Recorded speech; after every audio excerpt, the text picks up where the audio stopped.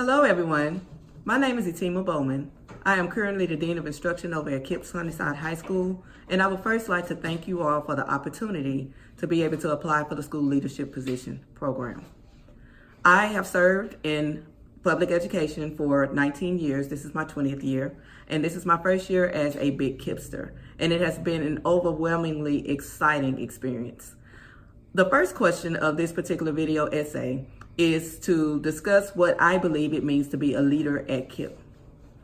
KIPP has a very, very unique system in which we prepare our kids socially and academically so that they can have choice-filled lives. So in order to be a leader at KIPP, you have to be able to incorporate several things. You have to be able to be culturally sensitive because we have a very diverse population. You also have to be an effective communicator, and that is with staff, that is with students, that is with parents and the community as a whole.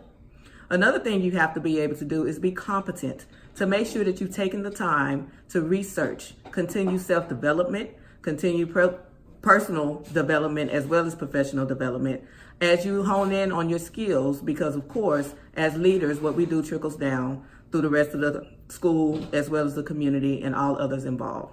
You must also be inspirational. You have to be sometimes outside of yourself and not be selfish, but to take on the load and make sure that you're able to inspire other people around you. You must be honest. Honesty is very, very important. As KIPP always says, the promises that we hold to our stakeholders are to be kept sacred. You must also be a problem solver. KIPP also has a motto that says, when you can't find a way, that you have to make a way. Being a problem solver constitutes many different skills.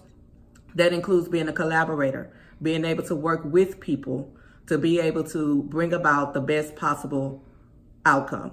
And you must also be an innovator. Sometimes we have to think outside of the box to make sure that we are getting to the needs of each and every one of our KIPPsters, both those who are little and those who are big. The second question that was asked me about a particular time to where I received feedback that helped me significantly grow as a teacher and or a leader. And so in keeping with my experience with KIPP, as I am a brand new KIPPster just now starting in August, one of the things that was really, I would have to say, impactful for me was the fact that my school leader, Dr. Ryan Wright, has been such a great mentor and coach. And as the year started, everything was great. I understood everything that I was mandated to do. But throughout the course of the first cycle, more responsibilities were added, more due dates and more things that came along with the position, not only of being Dean of Instruction, but also being the testing coordinator for TELPAS and updating records because we got TELPAS scores back late last year. So it seemed that I had gotten a little flustered, and she noticed that my effectiveness as a coach was a little different than it had been when we originally started school. And when she first told me, at first I was a little embarrassed. Again, being a person with high,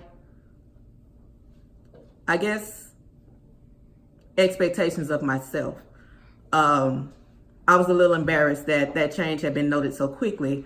But then afterwards, upon speaking with her, she took the time and she said, and she talked to me about actually using my calendar. She worked with me about color coding, prioritizing times that were sacred versus times that could be flexible. Not only did she tell me about it, but she modeled it for me, and she actually sat and helped me get started. And she gave me homework.